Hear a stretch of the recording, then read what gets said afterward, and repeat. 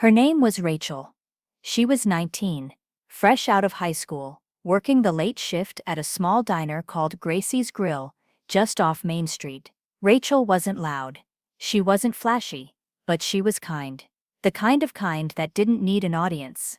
The kind that gave people extra napkins without them asking. The kind that noticed things most people ignored.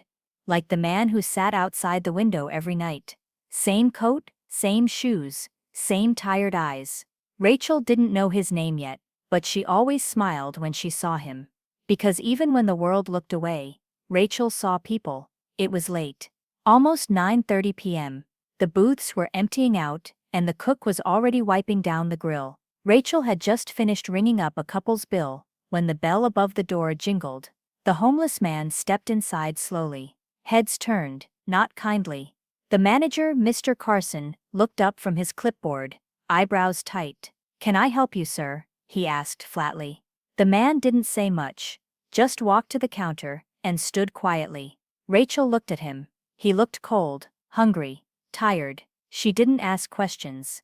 She just walked into the back and returned with a paper bag, warm food inside. She handed it to him gently. "No charge," she whispered. He blinked at her. "Thank you," he said, voice soft, like someone not used to being thanked.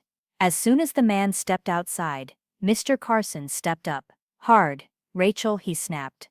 "What do you think you're doing?" She froze. "I gave him a meal," she said. He looked hungry. "And that's not your decision to make," he barked. "You don't give away food, not unless you're paying for it." "I was going to," she said. "I've done it before," he cut her off. "You're done."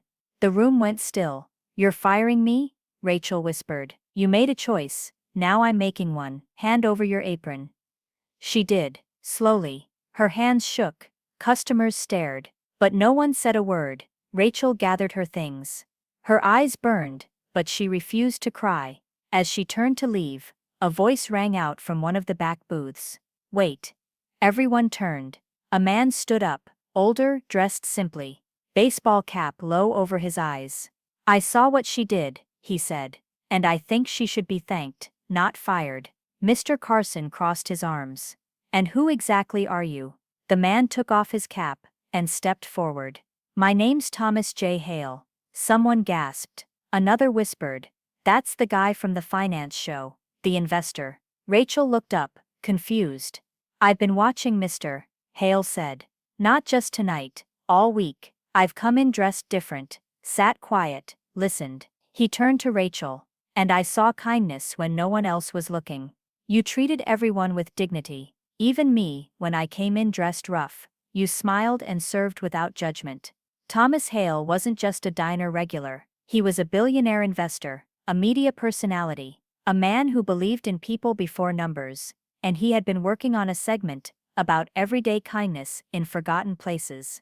"This was part of it. I disguised myself," he explained, "because I wanted to see how real people act when no one's watching." He turned to Mr. Carson. "And I saw you fire the best employee you've got, for showing heart." Mr. Carson went red. "I didn't know, that's the point," Hale cut in. "You didn't ask." He looked at Rachel again. "Would you join me tomorrow for breakfast?" he asked. "I'd like to talk about something I'm building. A project that could use someone like you." Rachel's mouth fell open. She nodded, slowly, carefully. The next morning, Rachel sat across from Thomas Hale, in a quiet cafe. He didn't talk down to her. He listened, asked about her dreams. What she loved, what made her care about strangers. "I'm starting a program," he explained, "to find and support people with heart, not just skills. People who lift others up, without needing credit." He offered her a role on his team. A paid internship with housing support, mentorship, and full tuition for business classes. Rachel blinked back tears.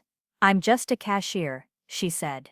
He smiled. "Not anymore." By the end of the week, Rachel's story had gone farther than anyone expected. What started as a quiet act of kindness, barely noticed by the people in the room, had become a headline on every major news feed. Teen fired for feeding homeless man, then gets job, offer from billionaire investor Thomas Hale. People couldn't stop talking about it. Messages poured in from across the country, even other parts of the world. You reminded me to be braver. My son saw your story. He helped a neighbor the next day. I used to work in food service. I wish someone had spoken up for me. Strangers recognized her on the sidewalk. You're that girl, one man said, holding out his hand. The one who did the right thing. I don't know you, a woman told her in the grocery store, but I want you to know, you changed something in me. Former customers from Gracie's Grill sent letters. One included a tip she had once left behind with a note. In Arbor, you gave my kid an extra scoop of ice cream after a long day. Thank you. We never forgot it. Even classmates who never spoke to her much reached out. One messaged her on social media. Hey Rachel.